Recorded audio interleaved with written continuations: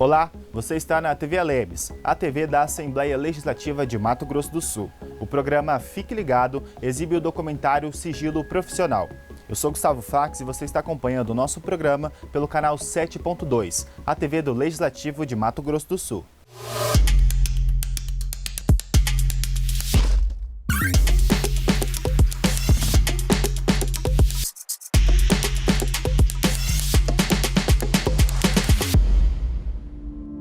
O segredo é a alma do negócio. Em algumas profissões e ofícios, mais do que a alma do negócio, o sigilo é uma exigência legal.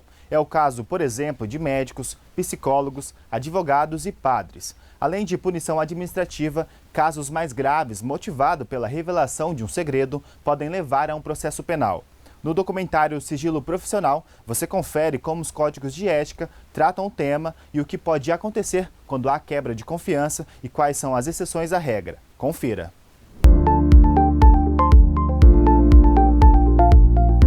O que tem em comum um padre, um médico, um advogado e um psicólogo? Estes são alguns dos ofícios em que é exigido sigilo profissional. O sigilo profissional é uma garantia de qualquer cidadão, né, que precisa dos serviços de um profissional, e esse sigilo ele é inerente a várias profissões, né? Nós temos aí o sigilo referente a profissionais da área da saúde, a advocacia em si é algo que a gente discute muito, inclusive no âmbito da OAB mesmo, né? No judiciário nós temos várias discussões quanto à extensão desse sigilo, e nós temos também outras profissões que atuam, funções ou ministérios também, né? A gente tem principalmente profissionais de saúde, né, que envolvem também esses aspectos da intimidade. A gente tem também a questão do sigilo e do segredo dos religiosos, das pessoas que têm que guardar ali alguma informação. Existem pessoas que trabalham na imprensa que também os jornalistas, eles estão amparados pelo sigilo profissional, exatamente porque eles não têm a obrigação de citar a fonte. Isso é a essência do trabalho jornalístico, né? Então tudo isso tem a ver com a questão da confiança. O sigilo profissional, ele está embasado na própria ética do profissional, seja ele advogado, médico. Então ele traz uma credibilidade para o cliente, para que ele se sinta confortável a confidenciar o que está acontecendo, seja no âmbito pessoal ou no âmbito empresarial também. Então ele é o pilar para todo profissional, esse sigilo. A nossa Constituição Federal, a nossa Carta Magna, né, a lei mais importante do nosso ordenamento jurídico, lá no seu artigo 5º, que é um dos principais artigos, a essência, né, da nossa Carta, a gente tem previsão de garantia do direito à intimidade e à vida privada, e a garantia que assegura também a questão do sigilo profissional, e por conta dessa questão existe essa proteção ao sigilo. Esse é o primeiro ponto. E aí, quando a gente vai descendo essa pirâmide normativa, a gente tem, a título de exemplo, o Código Civil, que prevê que a vida privada é inviolável e garante na esfera civil, inclusive indenização em caso de violação, indenização seja por danos morais, seja por danos materiais. Nós temos no Código de Processo Penal, lá no artigo 207, uma proibição de prestar depoimentos àquelas pessoas que tomaram conhecimento de algum fato decorrente do seu ofício, ministério, né, ou da sua função. Tá? Então, em regra, no Código de Processo Penal, ninguém pode se negar a depor, com exceção dessas pessoas, né, que têm o dever de manter o sigilo profissional. Tá? Então, o advogado, a gente ainda tem uma peculiaridade que o próprio Código de Ética e o Estatuto da OAB permitem que a gente se recuse a prestar qualquer tipo de depoimento, de fato que nós tenhamos tomado conhecimento em razão do exercício da função, ainda que tenha sido autorizado ou permitido pelo interessado.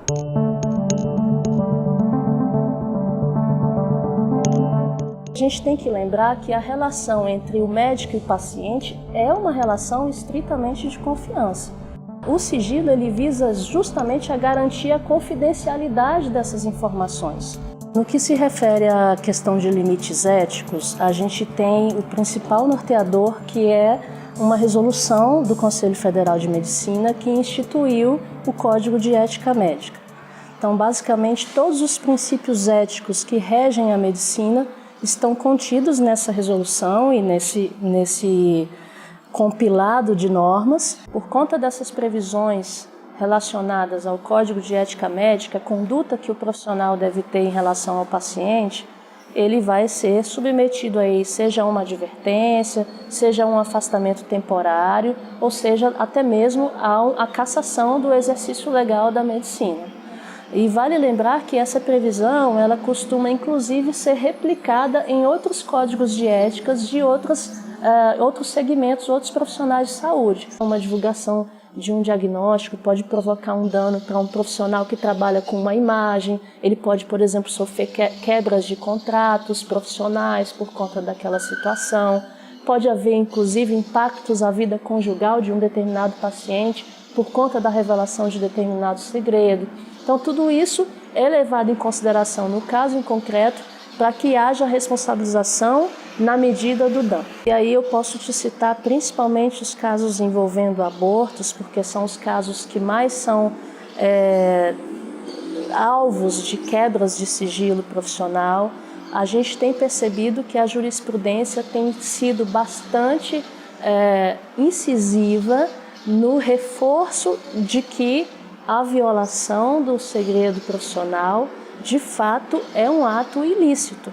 Então, mesmo nessas situações, tanto o STJ quanto o STF têm trabalhado e têm se manifestado nos autos, nos casos em concreto, no sentido de que aquela ação judicial, aquela ação penal contra aquela mulher que sofreu aborto, praticou, ela não pode ter continuidade exatamente porque houve uma quebra do sigilo.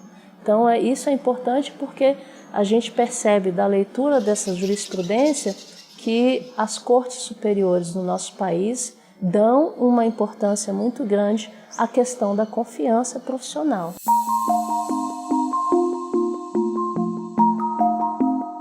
O sigilo profissional, ele é uma obrigação ética de todos os profissionais de saúde, não só dos profissionais psicólogos, né? É o nosso dever fundamental preservar a privacidade, a confidencialidade das informações compartilhadas pelos pacientes. Esse princípio ético e legal, ele deve ser mantido ao longo do tratamento e após, né? E ao término dele. Ele é essencial para que você tenha um ambiente seguro, de confiança, né? Para que a gente consiga manter a proteção desse paciente. Dentro de um set terapêutico, você se expõe, né? Você coloca ali todas as suas frustrações, toda a sua vulnerabilidade, né? Todo o seu desejo ali em busca da saúde, a sua intimidade. É muito sério isso. Você precisa ter um ambiente muito seguro, um espaço de escuta silencioso, para que você possa, de fato, se ouvir, né, e compartilhar a sua dor, ser escutado. Sempre, ao iniciar esse vínculo, né, profissional, seja presencial ou online, mas no online a gente faz essa recomendação, né, essa orientação de que esteja num espaço seguro, de portas fechadas, de fone, né, com microfone, e a mesma coisa para a gente. A gente atende como se fosse... O atendimento ele acontece como se fosse num consultório, né? No consultório, de fato acontece ali numa sala fechada, né? Sem ruídos, onde a pessoa possa se sentir segura, né? O sigilo, ele é a regra basilar da nossa atuação. Ele pode ser quebrado, pode haver a quebra de sigilo em situações que haja risco de integridade, de vida ao paciente ou a outras pessoas.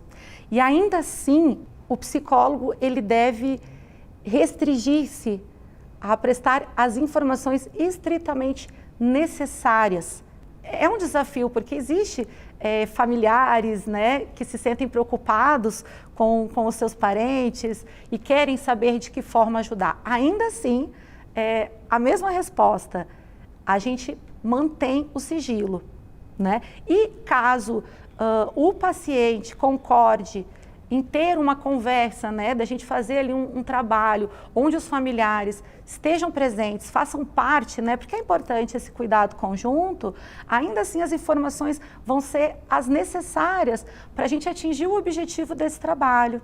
Caso haja a quebra de sigilo sem justo motivo, né, em que o paciente venha a se sentir lesado ou exposto, o profissional psicólogo pode responder civil e penalmente pelos seus atos. E por parte do conselho, ele pode responder um processo disciplinar, né, pelo Serviço de Orientação e Ética.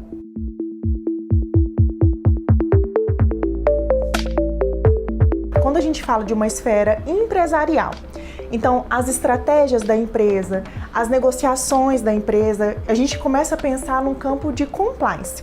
Então essas informações, elas têm que ser sigilosas para que a empresa, inclusive, não sofra que outra empresa utilize daquele know-how dela e a concorrência seja desleal. Então, o que nós fazemos, né? É um contrato de confidencialidade. E nesse contrato de confidencialidade, nós estipulamos desde multa, em caso de quebra de confidencialidade, e normalmente a gente coloca que esse know-how daquela empresa, ele tem que ser resguardado, seja em um perímetro urbano, que a gente delimite naquela cidade ou naquele estado.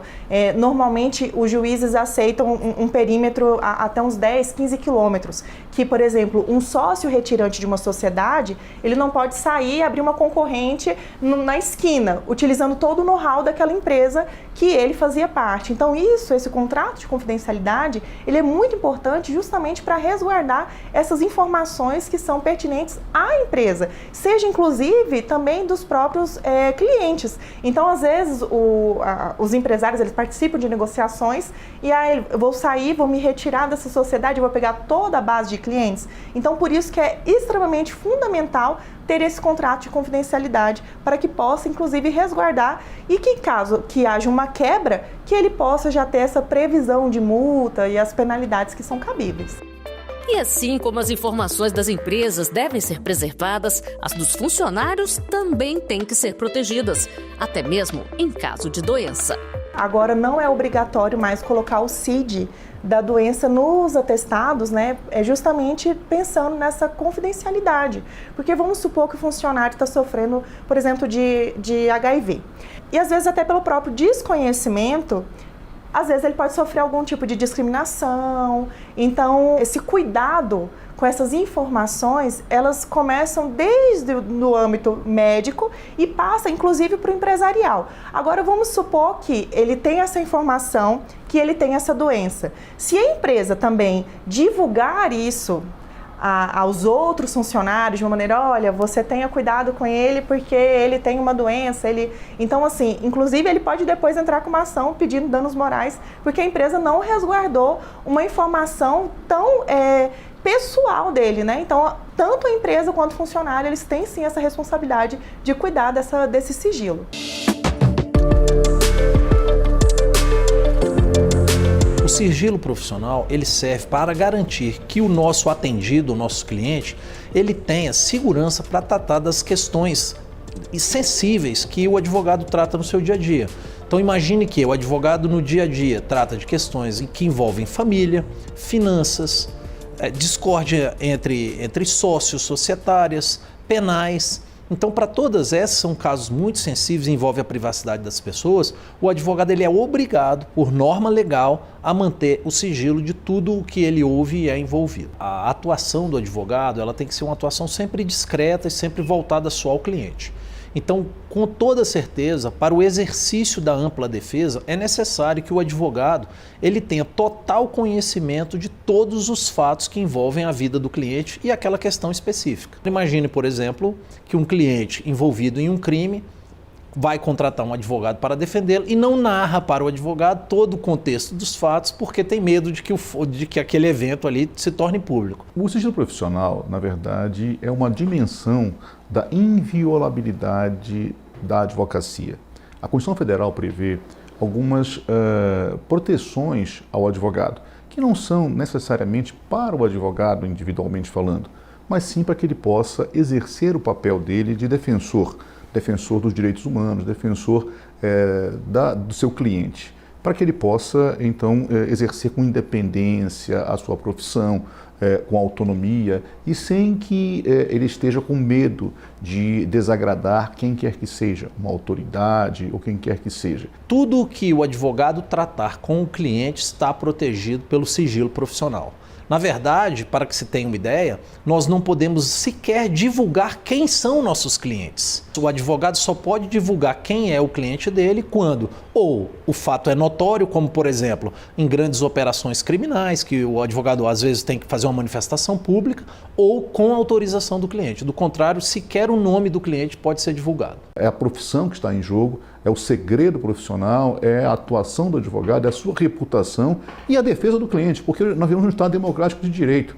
Todos aqueles que são acusados têm direito de defesa. Por mais que tenham cometido um crime, qualquer cidadão tem que ser julgado por um tribunal. É isso que a democracia, né, um Estado republicano, prevê. E nesse sentido a gente não pode abrir mão, porque isso é essencial à democracia, eu diria. O nosso Código de Ética, né, não obriga o advogado a depor, né, em juízo, mesmo quando convocado pelo juiz, etc., e revelar o segredo profissional, a não ser que o advogado entenda que a sua vida está em risco. Código de Ética novo de 2015.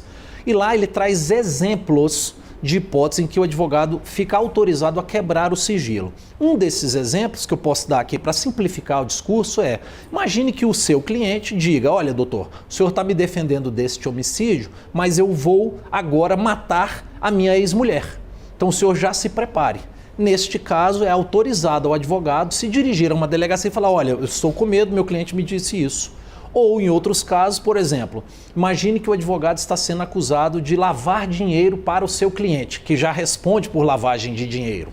Isso é uma coisa que a gente tem bastante medo. Então o advogado ali, naquele caso, ele vai poder, uma vez investigado, chegar para a autoridade responsável e dizer: olha, eu não lavei dinheiro, esse dinheiro foi proveniente desta origem ou de outra, e aí revelando o eventual sigilo que estivesse protegido sob essa cláusula.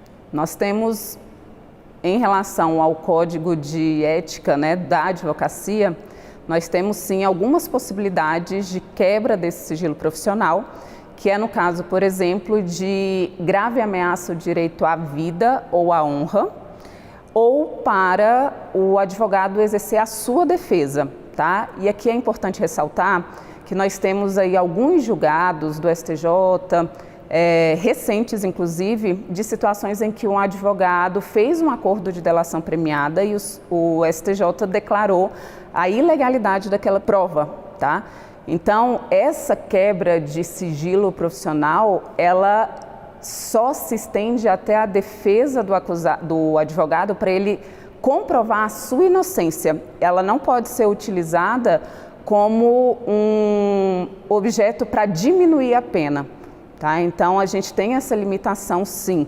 O advogado pode quebrar desde que seja ali adstrito à sua defesa. E ele pode, sim, responder pelo excesso.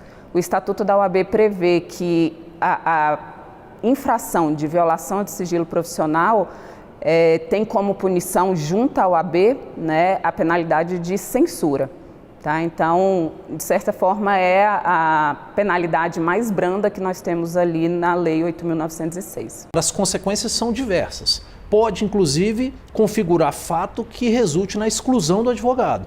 Imagine, por exemplo, que o advogado ele revela o sigilo de um fato para a parte que processa o cliente, para que essa parte que está contra ele no processo leve uma vantagem. Isso se chama tergiversação, é crime, está previsto no Código Penal e, neste caso, sem dúvida, seria o caso de expulsão do advogado dos quadros da advocacia. Além das punições administrativas, o que pode acontecer com o profissional que quebra o sigilo? A violação de segredo que foi obtido a partir de uma situação profissional, ela é punida, sim, pelo Código Penal, exatamente por conta dos danos que podem ser provocados. E aí, no que se refere à questão penal, é muito importante que se deixe claro que deve haver o dolo específico, ou seja, a intenção de revelar o segredo. Nós temos um crime específico, né, um crime próprio, em que esses profissionais violam de forma dolosa, né, sem justa causa, esse sigilo profissional, tá? Ele está sujeito aí a uma pena de 3 meses a 1 ano ou multa, e é um crime de ação penal pública condicionada à representação. A pessoa que foi lesada, né, em razão dessa violação do sigilo profissional, ela precisa manifestar um interesse na persecução penal. Então, para que um inquérito policial seja instaurado e que seja iniciada uma investigação sobre esse crime, né, que é o crime previsto no artigo 154, ele precisa manifestar essa vontade. Então, o delegado só instaura a partir da representação do ofendido, e a ação penal ela só é iniciada a partir também dessa representação. Em alguns casos, a lei determina também as exceções à regra, que é o sigilo. Esse sigilo profissional ele pode ser, sim, relativizado. Tem um caso também que foi julgado, né, em Tribunal Superior, em que uma psicóloga, né, recebeu um paciente na rede de saúde pública, e essa pessoa manifestou que iria matar algumas pessoas da cidade. E aí ela chegou a comunicar às autoridades, e depois entraram com uma ação e na própria ação penal arguíram a nulidade em razão da violação do sigilo profissional. E o STJ entendeu que não, né, que isso não pode ser considerado ilícito, porque ela tem o dever de comunicar às autoridades. As exceções de quebra de sigilo, elas estão previstas legalmente. Então, o que a gente tem de previsão hoje são questões relacionadas à justa causa. Por exemplo, um médico que percebe que aquela situação exige uma notificação compulsória, então é uma previsão legal. Basicamente, a gente tem aí, posso citar como exemplo, há casos de abuso infantil. Então, naquele momento de anamnese, de avaliação de uma criança ou de um adolescente, se esse profissional verifica que aquela criança esteja com algum sinal de maus tratos ou de abuso, a primeira iniciativa que ele deve tomar é acionar o conselho tutelar para que sejam tomadas as devidas providências de verificação daquele contexto em que a criança ou o adolescente esteja inserido. E sem prejuízo das demais tomadas de atitude, por exemplo, como a comunicação à autoridade policial. Uma outra previsão que a gente tem, inclusive em nível de Lei Maria da Penha, refere-se à situação dos maus tratos, né, da violência doméstica contra a mulher. Então, basicamente, a gente tem uma lei específica que tornou como compulsória, tornou obrigatória a notificação de casos de violência contra a mulher. Então, esse médico que toma conhecimento dessa situação, ele deve fazer essa notificação compulsória e deve também fazer a notificação à autoridade policial mais próxima. Existem aí algumas doenças de comunicação compulsória, né? Então, nós temos um crime previsto no Código Penal que estabelece que a omissão dessa comunicação de doença também é uma conduta criminosa. Tá? Então, ainda que exista o sigilo profissional, o médico tem o dever de comunicar às autoridades no caso de ter atendido um paciente com essa doença.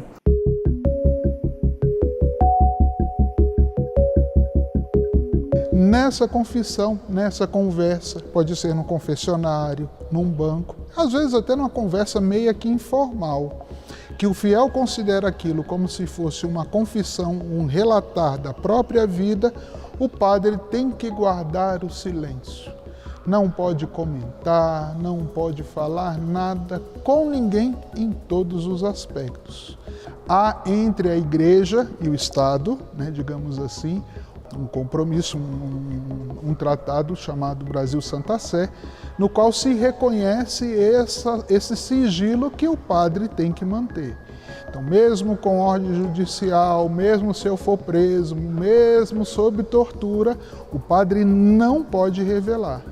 Então, isso é uma regra oficial, né? Tem até no livro de Código de Direito Canônico que fala sobre essa questão e esse respeito que deve ter da sociedade civil, jurídica, com relação a esse sigilo que o padre tem que ter. O fiel tem uma liberdade de contar o caso, de falar da questão, de poder assim se sentir livre por aliviar, né? Digamos assim, a alma, né? De se sentir mais leve, mais livre em todas as situações. Então isso assegura, essa certeza é assegurada ao fiel. E em outros casos um pouco mais complicados, dá essa certeza e a possibilidade de receber uma orientação, porque o sigilo não está simplesmente ligado a uma atitude do fiel. Vamos dizer, o fiel vem para contar os seus pecados, contar os seus causos, contar as suas situações. Eu não posso pedir ao fiel que ele faça algo para manter o segredo. Um exemplo, se um fiel comete algum ato de delito, eu não posso pedir que o fiel se entregue. Eu tenho sim que fazer com que o fiel perceba o ato errado, errôneo que ele cometeu e a partir daí ele veja que há possibilidades de ressarcir esse ato. Em primeiro lugar, assumindo aquilo que poderia ser a sua culpa, porque pode ser que alguma vez uma outra pessoa pode estar sendo condenada por algo que ele fez. Então eu não posso ir lá e denunciar para livrar o outro. Isso é até doloroso, né?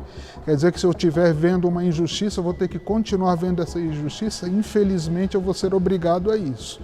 O que a gente fala é o seguinte, se o sacerdote revela de alguma forma essa questão do sigilo, né? Não mantém o sigilo, ele passa pelo tribunal eclesiástico. Da mesma forma como nós temos os tribunais civis, judiciais, há um tribunal eclesiástico que tem todas essas regras.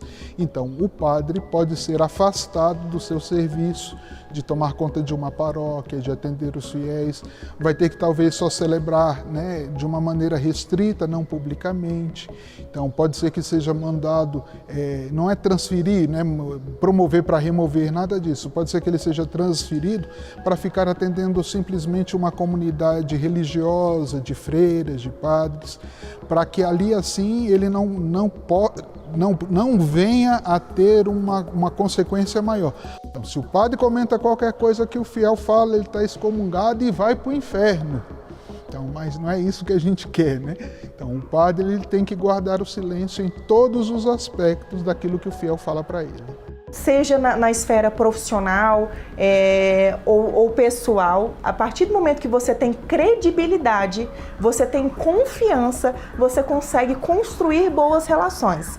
E quando eu falo no âmbito empresarial, no âmbito profissional, quando a gente tem esse pilar da confiança e credibilidade, a gente consegue fazer grandes negócios. Então, ele é o pilar fundamental para que você possa prosseguir qualquer tipo de relação. Não há dúvida que isso é essencial para todas as profissões.